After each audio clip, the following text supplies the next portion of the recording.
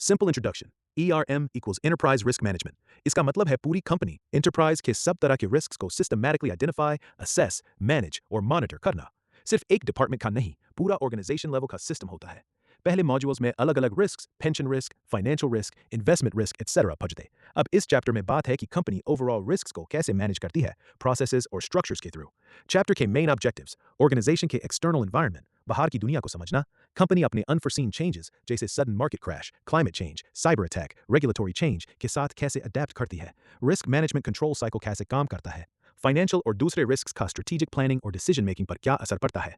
Introduction page 2 का core message. ये module short है लेकिन इंपॉर्टेंट। दो बड़ी चीजें कवर करेगा। 1. कंपनी की ओवरऑल स्ट्रेटजी रिस्क से कैसे अफेक्ट होती है और risk management control cycle use करके रिस्क को कैसे हैंडल किया जाता है।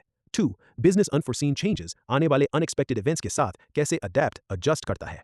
रियल लाइफ एग्जाम्पल, मानो रिलायंस या टाटा कंपनी चल रही है, बाहर से सडन रिस्क आया, Covid, Russia Ukraine war, cyber attack या new climate law. ERM system की वजह से कंपनी जल्दी आइडेंटिफाई करती है कि ये रिस्क कितना बड़ा है, कहाँ अफेक्ट करेगा और उसके लिए क्या प्लान बनाना है। इंश्योरेंस रिस्क कितना बड़ा है, कहाँ अफेक्ट करेगा और उसके लिए क्या प्लान बनाना है। इंश्योरेंस लेना, स्ट्रेटजी बदलना, एक्स्ट्रा कैपिटल रखना etc. भाई ये चैप्टर ERM का ऑपरेशनल और स्ट्रक्चरल साइड कवर करेगा।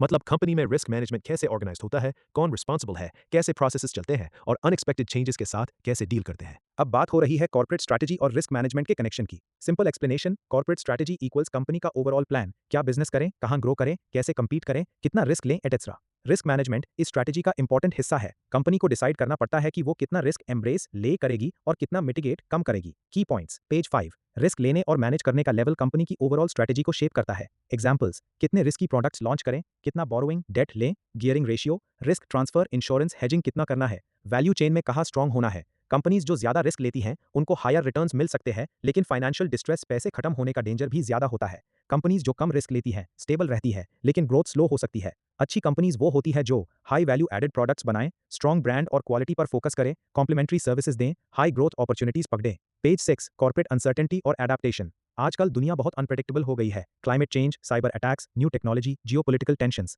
इसलिए कंपनीज को अब सिस्टमैटिक होराइजन स्कैनिंग करना पड़ता है। मतलब फ्यूचर में क्या प्रॉब्लम्स आ सकते हैं उसको जल्दी पहचानना। स्ट्रैटेजिक स्ट्रक्चरल चेंजेस, कंपनी की हड्डी बदलना के एग्जांपल्स, आउटसोर्सिंग बढ़ाना, customer service, IT, production, operations को मल्टीपल कंट्रीज में स्प्रेड करना, एक जगह पर डिपेंड ना रहो, फिजिकल स्टोर से ऑनलाइन शिफ्ट करना, मल्टी स्किल्ड टीम्स बनाना, स्पेशलिस्ट इंडिविजुअल्स को अलग अलग प्रोजेक्ट्स में यूज करना। क्वेश्चन का सोल्यूशन, फाइनेंशियल एरियाज के अलावा कंपनीज और कहां स्ट्रक्चरल चेंजेस करती हैं ताकि रोबस्ट और फ्लेक्सिबल बने। ऑपरेशनल एरियाज में भी बदलाव, जैसे सप्लाई चेन को स्ट्रॉन्ग बनाना, डिस्ट्रीब्यूशन चैनल्स बदलना, प्रोडक्शन को फ्लेक्सिबल बनाना, कस्टमर सर्विस मॉडल चेंज करना। Real life English example, Tata Motors strategy, electric vehicles में ग्रो करना, risky area, risk management, battery technology का रिस्क हेज करने के लिए पार्टनरशिप्स, हेजिंग और मल्टीपल सप्लायर्स। अडेप्टेशन, अगर पेट्रोल कार मार्केट गिरता है तो ऑनलाइन सेल्स बढ़ाना, ग्लोबल सप्लाई चेन स्प्रेड करना। रिलायंस ने टेलीकॉम में जियो लॉन्च किया, बहुत हाई रिस्क था, लेकिन उसको मैनेज करने के लिए स्ट्रॉन्ग बैलेंस शीट और डाइवर्सिफाइड बिजनेस यूज किया। समरी, बहुत सिंपल, कॉर्पोरेट स्ट्रैटेजी और रिस्क मैनेजमेंट दोनों एक दूसरे के साथ जुड़े हैं। कंपनी को डिसाइड करना पड़ता है मैं कितना रिस्क ले सकता हूं और उसको कैसे मैनेज करूंगा।